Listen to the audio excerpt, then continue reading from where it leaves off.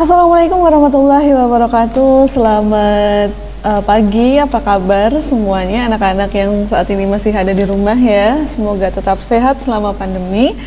Nah, pada kesempatan kali ini mungkin ada sedikit yang berbeda ya dari tampilan PowerPoint saya, di mana tampilannya sangat sederhana, ini sangat simpel. Semoga kesederhanaan PPT ini atau tampilan PPT ini tidak membuat kalian merasa tidak tertarik ya, karena sesungguhnya yang sederhana itu belum tentu tidak menarik kan.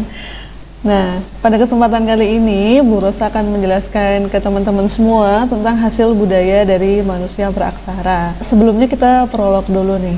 Apa yang menyebabkan manusia itu lebih spesial daripada malaikat dan iblis? Ada yang tahu nggak? Dulu kan ada perintah, Allah memerintahkan kepada iblis dan malaikat untuk bersujud kepada Adam. Apa yang membuat Adam begitu spesial sehingga malaikat dan iblis ini kemudian diperintahkan untuk tunduk kepada Adam? Apa? Ilmu pengetahuan. Nah, kita akan belajar mengenai perkembangan ilmu pengetahuan manusia pada masa mereka belum mengenal tulisan sampai akhirnya ke zaman yang serba mudah seperti sekarang ini, ke zaman milenial. Kita langsung saja lihat dari hasil budaya Paleolitikum. Paleolitikum atau zaman batu tua. Sebelumnya sudah melihat video tentang pembentukan atau periode masa bumi, ada namanya masa Paleozoikum. Paleo itu artinya tua, masa bumi tua, Paleozoikum. Kalau Paleolitikum adalah zaman batu tua. Nah, itu bedanya ya, Paleozoikum dan Paleolitikum.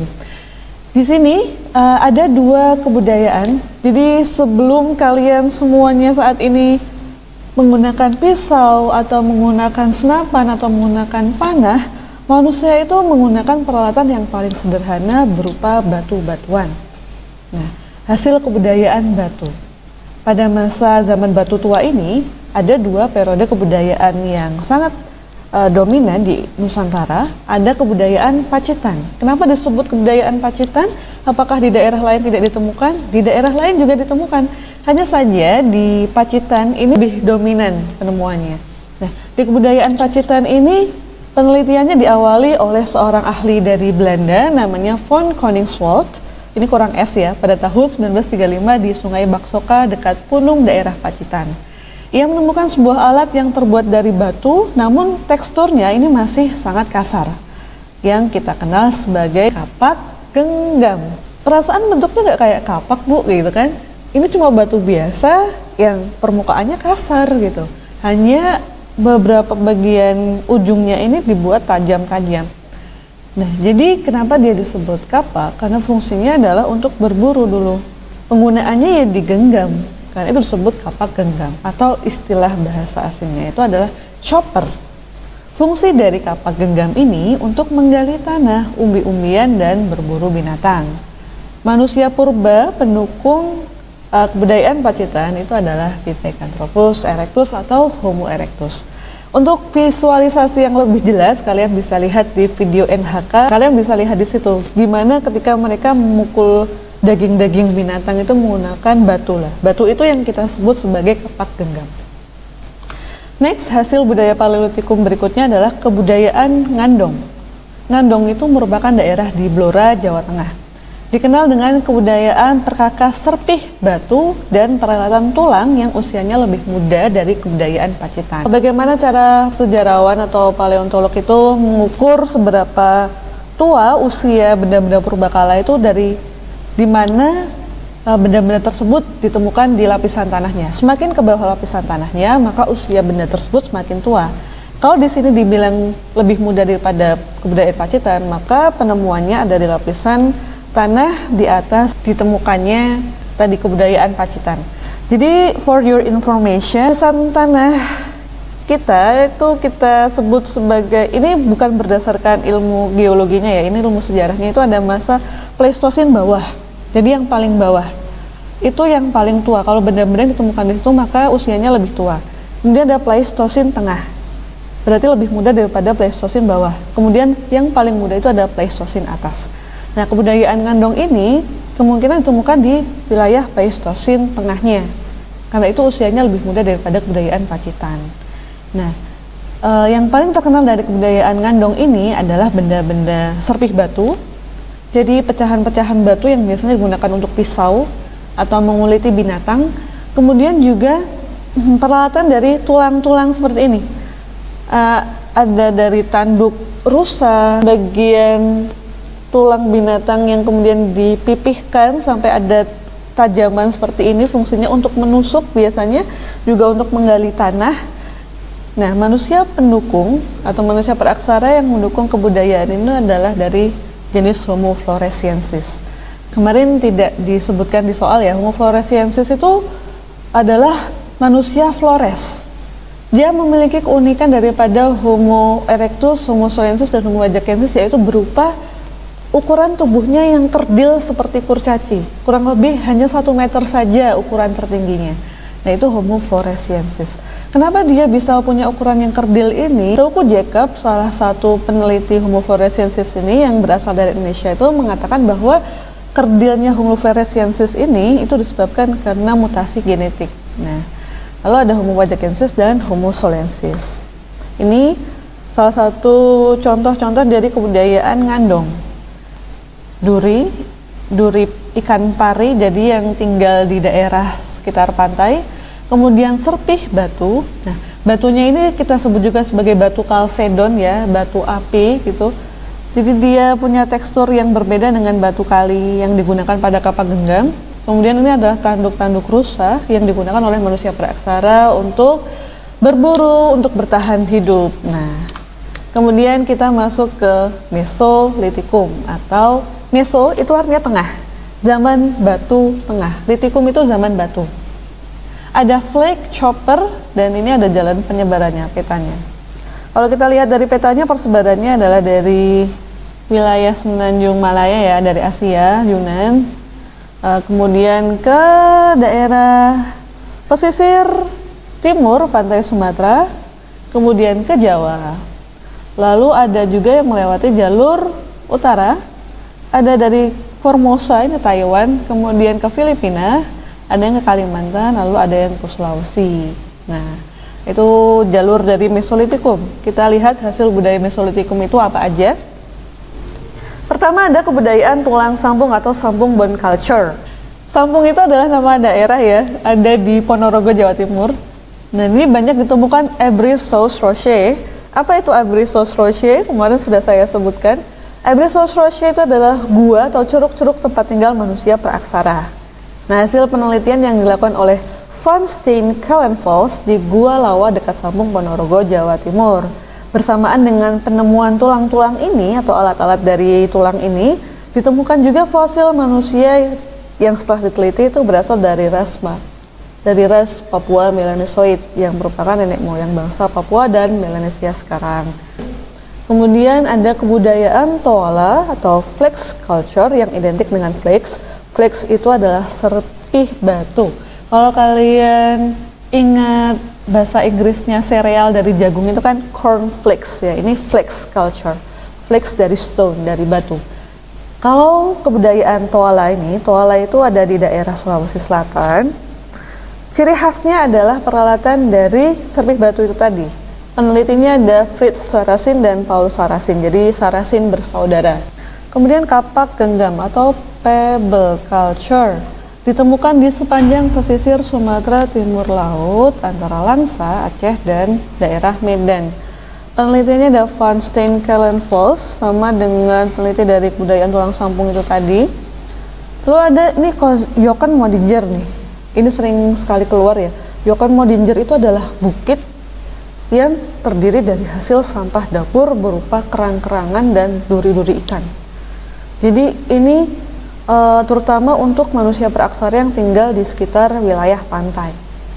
Nah, selain kapak genggam ini tadi juga ditemukan Heschekorte, kapak pendek, batu-batu penggiling, biasanya untuk mengiling daun-daunan atau tanam-tanaman, untuk ramuan-ramuan atau untuk melukis di dinding seperti itu, lalu lesung batu, pisau batu, dan lain-lain.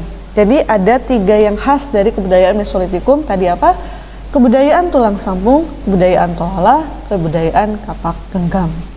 Nah, next Ini ada ilustrasi dari gua tempat tinggal manusia praksara, atau apa tadi istilahnya, Ebris South Roche. Nah, ini hasil-hasil yang ditemukan di gua-gua tersebut. Nah, ini yang disebut dengan Jokan Modinger. Kalau kalian bisa perbesar ukurannya, ini adalah kulit-kulit kerang yang menumpuk. Jadi mereka semi sedenter ya, mereka menetap di situ secara sementara, berkelompok gitu kan. Jadi selama mereka menetap di tepian pantai itu, hasil sampah dapurnya itu membukit sampai setinggi, paling nggak itu ada yang sampai 5 meter, 7 meteran. Tinggi banget tuh itu. Coba sampah dapur setinggi itu kalian bayangkan berapa lama mereka tinggal di situ dan seberapa banyak kelompok yang ada di situ. Kemudian kita masuk ke hasil budaya Neolitikum. Neo itu baru, Litikum itu zaman batu baru atau zaman batu muda. Peralatan yang dihasilkan tentu udah berbeda dengan zaman Paleolitikum dan Mesolitikum. Kalau Paleolitikum dia masih kasar, masih sederhana. Terus Mesolitikum sudah mulai dihaluskan salah satu sisinya, jadi udah mulai agak halus. Jadi ketika digenggam dia tidak melukai tangan. Kemudian masa Neolitikum, otak manusia itu mulai semakin berkembang. Jadi peralatannya itu semakin halus, semakin rapi. Bahkan diberi tangkai seperti ini. Ini adalah kapak persegi. Kenapa disebut kapak persegi? Karena bentuknya ini. Penampang batunya ini bentuknya persegi. Karena itu disebut sebagai kapak persegi. Penambangnya berbentuk persegi panjang atau trapesium, ditemukan di wilayah Sumatera, Jawa, Sulawesi, Bali, Nusa Tenggara, Maluku, dan sebagian kecil Kalimantan. Jadi intinya hampir ditemukan di seluruh bagian wilayah Nusantara. Kecuali Papua ya, nanti Papua ada sendiri. Ada yang dibuat dengan batu-batu indah yang bertujuan sebagai lambang kebesaran, jimat, dan alat upacara. Dari sini kita tahu bahwa sistem kepercayaan manusia purba, atau bukan manusia purba ya, kita sebutnya manusia praaksara, itu lebih berkembang daripada masa Mesolitikum tadi.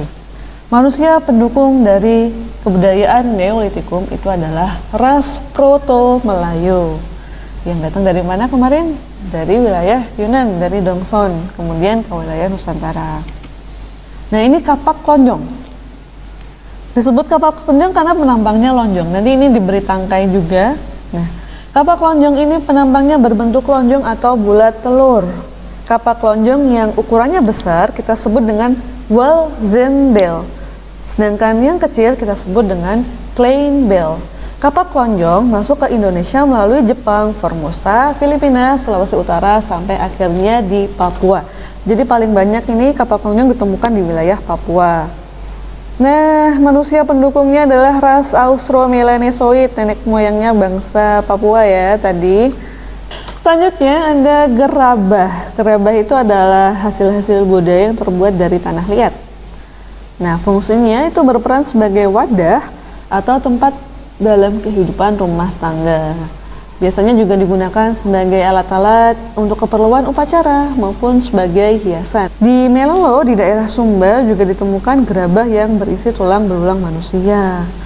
Nah, selain di Sumba juga di Kalimantan Timur. Jadi selain untuk upacara itu tadi, kehidupan rumah tangga juga, dalam tradisi kepercayaan masyarakat manusia praaksara dulu juga digunakan sebagai tempat untuk menyimpan tulang belulang jenazah manusia. Jadi nanti ada sistem penguburan sekunder, kalian kenalnya seperti itu. Kita bahas di pertemuan berikutnya. Kemudian kita masuk ke masa perundagian yang sangat terkenal dengan kepandaian masyarakatnya yang membuat peralatan dari logam nih. Hasil budaya logam. Hasil budaya logam ini kita dapat pengaruh dari kebudayaan Dongson yang ada di Vietnam yang dibawa oleh bangsa Deutero Melayu kurang lebih sekitar tahun 500 sebelum Masehi. Ada kapak corong atau kapak sepatu ini. Ini adalah contoh dari kapak corong. Kenapa? Karena ini bentuknya seperti corong.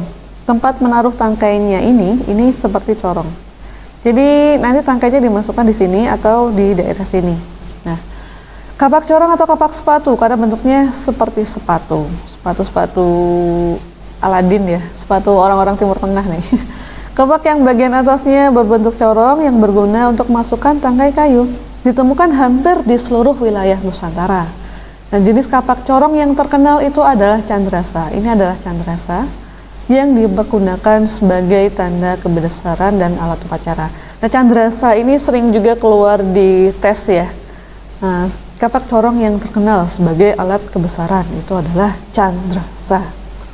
Kemudian kita lihat lagi, selain itu ada nekara, bukan neraka ya, nekara. Nekara bentuknya itu seperti dandang. Dandang itu alat untuk menanak-nasi yang terbalik. Jadi bentuknya kayak dandang. Sebagai alat upacara dalam pemanggilan hujan, juga berfungsi sebagai genderang perang. Jadi sebelum perang itu biasanya ditabuh dulu. Kemudian nekara yang kecil itu dikenal sebagai moko. Moko ini fungsinya sebagai mas kawin. Jadi nekara ini fungsi utamanya adalah untuk alat-alat upacara keagamaan. Entah itu ketika peperangan atau dalam upaya untuk memanggil hujan, itu pokoknya ini adalah terkait dengan upacara. Jadi bukan untuk kehidupan sehari-hari ya. Nah, nekara paling besar di Indonesia itu namanya nekara Pejen yang ditemukan di wilayah Bali. Lalu ada moko. Moko itu yang ukurannya lebih kecil. Fungsinya untuk mas kawin, ini biasanya ada di Nusa Tenggara. Kemudian ada bejana perunggu. Bejana itu wadah terbuat dari perunggu, arca perunggu, perhiasan dan senjata dari logam. Ini contoh perhiasannya, ada cincin, ada gelang, kemudian benda-benda besi, ada gerabah juga. Tapi gerabahnya lebih indah daripada masa Neolitikum. Nah, itu tadi hasil kebudayaan zaman logam. Lalu ada satu periode lagi, sebenarnya dia bukan periode yang berbeda ya, karena dia berkembang juga di masa Neolitikum.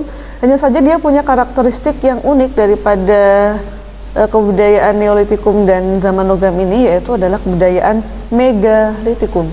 Mega itu artinya besar, litikum dan batu. Jadi zaman batu besar. Kebudayaan yang menghasilkan bangunan-bangunan monumental terbuat dari batu-batu yang ukurannya besar. Periode zaman megalitikum ini sangat erat kaitannya dengan kepercayaan manusia praksara zaman dulu. Nah, di sini yang saya jadikan contoh di background ini namanya adalah waruga. Kalian percaya nggak di dalam waruga ini itu ada mayatnya manusia? Jadi gimana cara penguburannya dengan waruga ini? Manusia itu dilipat dalam posisi jongkok, kemudian dimasukkan ke waruga, ke kotak ini, kemudian ditutup dengan batu. Ini ada di wilayah Minahasa, kalau nggak salah itu ada di Minahasa di Sulawesi. Arealnya luas sekali. Nah, kan bisa browsing sendiri Minahasa, waruga seperti itu. Nah, ini nih sebagai sarana untuk menghormati dan pemujaan terhadap roh nenek moyang. Berkembang luas pada masa zaman logam. Selanjutnya, hasil-hasil kebudayaan megalitikum tadi selain waruga itu ada menhir. Ini ada background Toraja ya. Ini ada menhir yang ditemukan di wilayah Toraja. Jadi menhir itu sebenarnya adalah tugu batu tiang yang terbuat dari batu tunggal. Jadi batu tunggal seperti ini dan berfungsi sebagai tempat pemujaan roh nenek moyang atau tanda peringatan bagi mereka yang sudah meninggal. Banyak ditemukan di wilayah Pasema, Sumatera Selatan, juga di wilayah Toraja.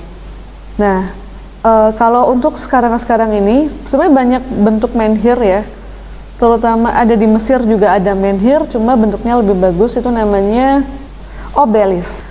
Lalu juga kalau ketika Islam masuk itu menhir itu seperti batu nisan lah, ininya seperti itu. Menhir itu kalau di masa praksara sebagai tempat pemujaan roh nenek moyang atau tanda peringatan bagi mereka yang sudah meninggal. Kemudian ada dolmen. Dolmen itu adalah meja batu. Ini meja batu untuk menaruh sesaji. Biasa ditemukan dengan kubur batu. Ada dolmen yang fungsinya sebagai meja batu saja untuk menaruh sesajen, tapi ada juga dolmen yang di dalamnya itu terdapat jenazah juga, tulang belulang jenazah. Namanya itu pandusa.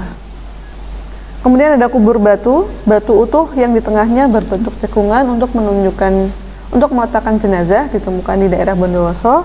Lalu ada kubur peti batu. Apa bedanya dengan kubur batu? Kalau kubur batu itu kan cuma kayak batu yang di tengahnya ada cekungan untuk meletakkan jenazah. Tapi kalau kubur peti batu itu peti jenazah yang terbuat dari batu. Banyak ditemukan di wilayah Kuningan, Jawa Barat. Kemudian ada sarkofagus. peti jenazah yang bentuknya seperti lesung tetapi punya tutup, banyak ditemukan di Bali dan Sumbawa Barat. Ini adalah contoh sarkofagus. Lalu ada waruga, seperti yang sudah saya tunjukkan di awal tadi. Kubur batu yang bentuknya kubus dengan tutup seperti atap rumah, banyak ditemukan di wilayah Minahasa. Nah, terakhir ada punden berundak. Nanti kalau kita belajar tentang Hindu Buddha, kalian tahu candi kan ya? Candi Hindu, candi Buddha, itu konsepnya sebelum India masuk kemudian membawa pengaruh budaya Hindu Buddha, di Indonesia itu udah ada yang namanya punden berundak. Bangunan bertingkat yang dihubungkan dengan tanjakan-tanjakan kecil yang berfungsi sebagai tempat pemujaan roh nenek moyang. Jadi konsep bahwa Tuhan atau dewa-dewa itu ada di langit itu udah ada sejak zaman Praksara. Ketika Hindu masuk, itu diperindah kemudian menjadi candi. Nah, lalu juga ada arca ukuran besar nih. Ini banyak sekali ditemukan di daerah Sulawesi. Kalau kalian tahu Pulau Paskah yang banyak banyak patung-patung topeng manusia itu, di Indonesia juga ada. Di daerah Palu. Nah, itu banyak sekali patung-patung ukuran raksasa yang sangat misterius gitu. Bagaimana manusia purba atau manusia praksara itu membentuk itu semua atau membangun itu semua. Fungsinya untuk apa? Terkait dengan kepercayaan mereka zaman dulu. Nah, itu menarik sekali untuk dipelajari. Oke, itu tadi adalah akhir penjelasan saya tentang hasil kebudayaan manusia praksara. Semoga mempermudah kalian, selain dari buku bacaan kalian itu bisa menambah hasanah lebih banyak lagi ya tentang hasil budaya manusia praksara. Jadi betapa manusia praksara di Indonesia itu dari dulu emang udah canggih. Jadi nggak kalah sama kebudayaan bangsa Eropa ya, yang berkembang baru sekitar abad ke-1000-an. Hikmahnya apa? Bahwa perjalanan hidup manusia itu sebelum dia sampai sekarang itu perjuangannya luar biasa sekali ya.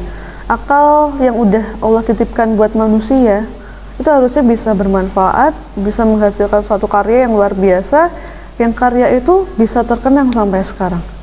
Ini udah diciptakan beribu-ribu tahun yang lalu, dia masih utuh sampai sekarang. Itu kan pencapaian manusia yang luar biasa seperti itu. Jadi kalian yang hidup di zaman yang katanya milenial ini, yang katanya cerdas ini, harusnya bisa menciptakan sesuatu yang lebih luar biasa yang bisa dikenang sampai ribuan tahun ke depan. Saya akhiri. Assalamualaikum warahmatullahi wabarakatuh.